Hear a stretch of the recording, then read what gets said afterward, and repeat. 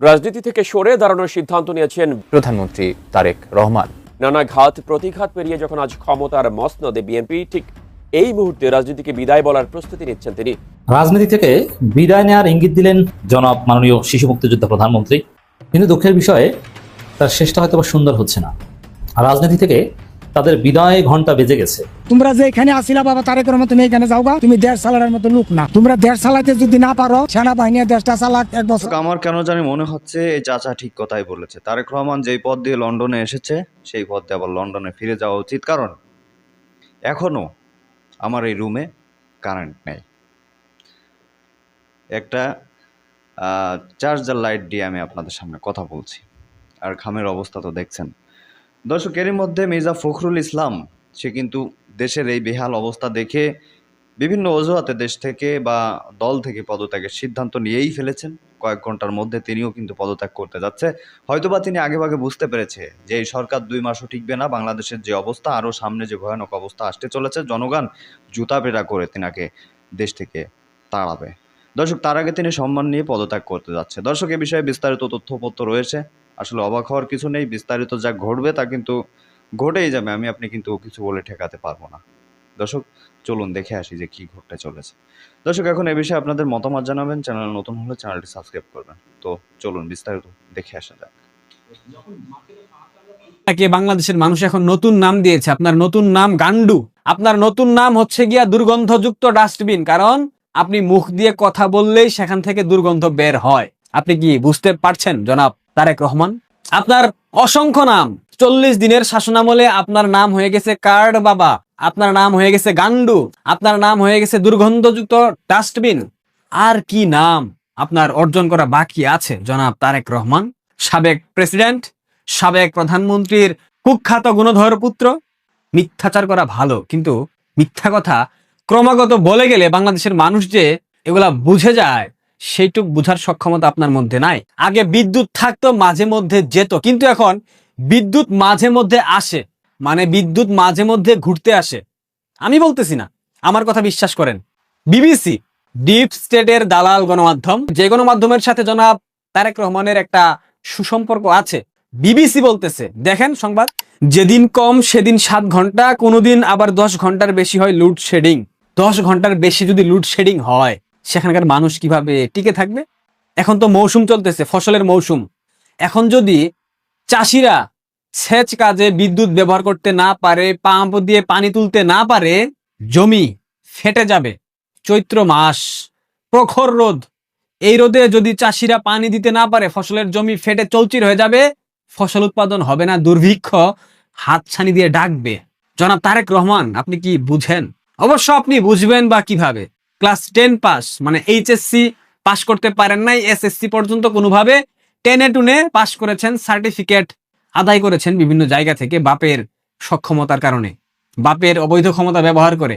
সেচ মৌসুমে বিদ্যুতের সংকট হলে চাষিরা কতটা ক্ষতিগ্রস্ত হয়, এবং এই ক্ষতিগ্রস্ত হওয়ার প্রভাব পরবর্তীতে বাংলাদেশের খাদ্যের সংকট সৃষ্টি করতে পারে, এবং এই খাদ্য সংকট সৃষ্টি হলে বাংলাদেশে দুর্ভিক্ষের একটা প্রকট সম্ভাবনা দেখা দেবে। এইটুক বোঝার সক্ষমতা আপনার মস্তিষ্কের মধ্যে নাই, থাকবেই বা কেন? 10 পাস তো ভাই, 8 পাস মাতার 10 পাস গুণধর পুত্র। সবার আগে Bangladesh, what a plan, I have a plan for the people, for my country. এমন প্ল্যান নিয়ে আসছেন। বাংলাদেশ এখন 10 ঘন্টা লোডশেডিং হয়। বাংলাদেশে এখন জ্বালানি তেলের অভাবে মানুষ হাহাকার করে, ঘন্টার পর ঘন্টা পাম্পে গিয়ে সিরিয়াল দিয়ে দাঁড়িয়ে থাকে। সেই সিরিয়ালের দৈর্ঘ্য হয়ে যায় 3 থেকে 4 কিলোমিটার। এমন নির্লজ্জ বেহায়া অসভ্য সরকার তো শেখ হাসিনার সরকারও ছিল না। আরে কিভাবে মাইন্ডে এই জিনিসটা ঢুকাইলো যে দুর্নীতি দমন কমিশন অধ্যাদেশ বাতিল? তার মানে জাতিকে এ দ্বারা কি বোঝানো হচ্ছে? জাতি এ দ্বারা কি বুঝবে? এমন সরকার বাংলাদেশ থেকে লাইটাইয়া বাংলাদেশের জনগণ বহুত খেদাইছে। লাত্তে উষ্টা না খাইতে এই দেশ ছেড়ে ফেলা। এই দেশে থাকতে হলে দুর্নীতি করা যাবে না, রাজনীতি মারাইতে আইসো আজকে। হ্যাঁ, অসভ্যের বাচ্চা, অসভ্যরা কত বড় জানোয়ারের বাচ্চা। দুর্নীতি দমন কমিশন অধ্যাদেশ বাতিল, এর অর্থ কি? এই বেয়াদবের বাচ্চা, বেয়াদব। তোর মতো সালাউদ্দিন স্বরাষ্ট্রমন্ত্রী লাইটাইয়া এই বাংলাদেশ থেকে আছে না, এই দেশের জনগণ বহুত কেদাইছে। অসভ্যের বাচ্চা, অসভ্য জানোয়ারের বাচ্চা, জানোয়ার। আরে মুখে উচ্চারণ করতে লজ্জা লাগলো না একটু? এই জিনিসটা কিভাবে মুখে উচ্চারণ করলো যে দুর্নীতি দমন কমিশন অধ্যাদেশ বাতিল? কেন? দুর্নীতি দমন কমিশন থাকলে, দুর্নীতি দমন কমিশন আরো শক্তিশালী হইলে, দুর্নীতি বন্ধ হলে তোদের কি সমস্যা? এই জানোয়াররা, বাচ্চা জানোয়াররা, লাত্তিষ্ট না খাইতে এই দেশ থেকে ফালা। এই দেশের জনগণ সংসদ থেকে লাইতে বার করবো তোমার মতো সালাউদ্দিন স্বরাষ্ট্রমন্ত্রী। বেয়াদবের বাচ্চা, বেয়াদব। আরে মুখে উচ্চারণ করলো কিভাবে এই কথাটা যে দুর্নীতি দমন কমিশন অধ্যাদেশ বাতিল, গণভোট বাতিল, এরপরে গুম অধ্যাদেশ বাতিল? এগুলোর মানে কি? এগুলো দ্বারা কি বোঝানো হচ্ছে? দুর্নীতি দমন কমিশন অধ্যাদেশ বাতিল না করে এই দুর্নীতি দমন কমিশনকে আরো শক্তিশালী করে দুর্নীতি নির্মূল করা ছিল এই সরকারের নৈতিক দায়িত্ব এবং কর্তব্য। আর এই অসভ্যের বাচ্চা অসভ্যরা সংসদে বসে জনগণের টাকা খেয়ে দুর্নীতি করার সুযোগ রেখে দিচ্ছে না? এই দেশের জনগণ তোমার মতন স্বরাষ্ট্রমন্ত্রী লাগতে বাংলাদেশ থেকে পাঠাইছে। এখনো সময় আছে, এখনো সময় আছে। লাত্তি উষ্টা না খাইতে বের হয়ে যাও সংসদ থেকে। বঙ্গভবন থেকে ফালিয়ে বহুত লোক গেছে। সেই পরিস্থিতি যদি তৈরি করো, তোমার মতো স্বরাষ্ট্রমন্ত্রী, তোমার মতো প্রধানমন্ত্রী বাঙালি জাতি লাগতে এদেশ থেকে খেদাবে। একথা মনে রেখো। কত বড় জানোয়ার, কত বড় অসভ্য, কত বড় বেয়াদব! কিভাবে এই জিনিসটা মুখে উচ্চারণ করলো যে দুর্নীতি দমন কমিশন অধ্যাদেশ বাতিল করা হবে? এটাকে যোগ করা হয়েছিল ইয়াতে, এই জুলাই সনদের যে নতুন সংবিধান, সেই সংবিধানে এই জিনিসটা বাদ দিতে রুচিতে কিভাবে বাজলো, মুখে উচ্চারণ কিভাবে করলো এই অসভ্যের বাচ্চায়? আপনারা দেখতেছেন না বিএনপির মধ্যে কিভাবে ভাঙনের সুর। এরই মধ্যে বিএনপির মহাসচিব স্বয়ং, একটা দলের স্বয়ং সাধারণ সম্পাদক, তিনি বিএনপি ছাড়ার ইঙ্গিত দিয়েছেন, রাজনীতি ছাড়ার ঘোষণা দিয়েছেন।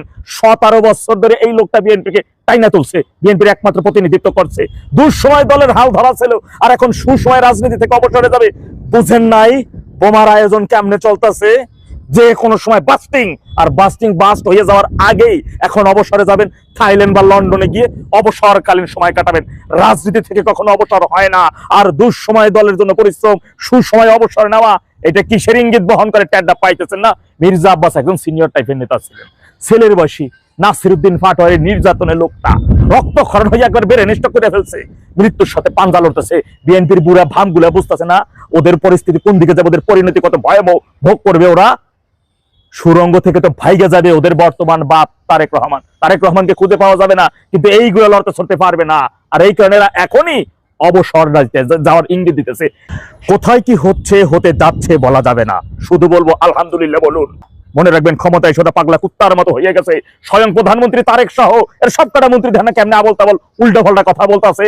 ওরা ভাবতেছে কি ক্ষমতা ওদের বাপের ক্ষমতা, ওদের উত্তরসূরি ক্ষমতা, এই ক্ষমতা চিরকাল থাইকে যাবে। আর এই কারণে এখন পাগলা কুত্তার ন্যায় পরিণত হইতেছে। বিশ্বাস রাখুন। রাশেদ প্রধানের একটা শব্দ উচ্চারণে বা একটা শব্দ চয়নে তোলপাড় শুরু হয়ে গেছে পুরো বাংলাদেশ। বিশেষ করে বিএনপির রাজনৈতিক অঙ্গনে ব্যাপক হইহুল্লোড় শুরু হয়েছে এবং তারা এই নিয়ে ব্যাপক শোরগোল শুরু করেছে। তিনি একটি জায়গায় বক্তব্য দিতে গিয়ে প্রধানমন্ত্রী জনাব তারেক রহমানকে কুলাঙ্গার শব্দ উচ্চারণ করে ফেলেছেন। আমরা বলছি না তিনি এটি সঠিক শব্দ উচ্চারণ করেছেন, এটি তার শব্দ চয়নের ভুল এবং তিনি এর জন্য অবশ্য তিনি ক্ষমাও চেয়েছেন। পরবর্তীতে কুলাঙ্গার শব্দের ব্যাখ্যা দিয়েছেন এবং এর জন্য তিনি ক্ষমা চেয়েছেন। আমরা চাই না কেউ এই জাতীয় শব্দ প্রধানমন্ত্রী বা অনুরূপ সম্মানিত কোনো ব্যক্তির ক্ষেত্রে ব্যবহার করুক। যেমনটি আমরা তীব্রভাবে নিন্দা জানাই বিরোধী দলীয় নেতা ডক্টর শফিকুর রহমানকে চুম্মা শফিক, সাদা শকুন ইত্যাদি বলা। বিএনপি ছাত্রদল এবং তার অঙ্গ সংগঠনের নেতাকর্মীরা প্রতিনিয়ত এই শব্দগুলো দিয়ে ডক্টর শফিকুর রহমানকে যাচ্ছে তাই হেনস্থা করার চেষ্টা করেছেন। তবে এই একটি শব্দে বিএনপির ভিতরে এত তোলপাড় শুরু হলো কেন? এর পরেও আরো তো দর্শক দেখছিলেন খুব গুরুত্বপূর্ণ প্রতিবেদন। এতক্ষণ আমাদের সাথে থাকার জন্য, দেখার জন্য সবাইকে ধন্যবাদ জানাচ্ছি। দর্শক এতক্ষণ দেখছিলেন বিভিন্ন ধরনের প্রতিবেদন। দর্শক এখন এই বিষয়ে আপনাদের অবশ্যই তো কিছু বলার আছে, অবশ্যই কিছু বলবেন, যেহেতু আপনারা বাংলাদেশের সচেতন মহলের সচেতন নাগরিক। অবশ্যই এই বিষয়ে আপনাদের কাছ থেকে একটু মতামত আশা করি। আর হ্যাঁ, কে কোথা হতে দেখছেন জানি না, কোন জেলা হতে বা কোন দেশ থেকে আমাদের ভিডিওটি দেখছেন অবশ্যই একটু লিখবেন। দর্শক বেশি কথা বাড়াচ্ছি না, ভালো থাকুন, সুস্থ থাকুন। দেশের পরিস্থিতি প্রায় 12টা বাজার মতো। তো যে যেখানে আছেন ভালো থাকবেন। পরবর্তীতে থেকে গুরুত্বপূর্ণ কিছু নিউজ আসতে চলেছে, তাই সেগুলো দেখতে অবশ্যই চ্যানেলটি সাবস্ক্রাইব করে পাশে রাখা বেল আইকনটি বাজিয়ে দিবেন। তো দর্শক কথা বাড়াচ্ছি না, ভালো থাকুন, সুস্থ থাকুন, আল্লাহ হাফেজ।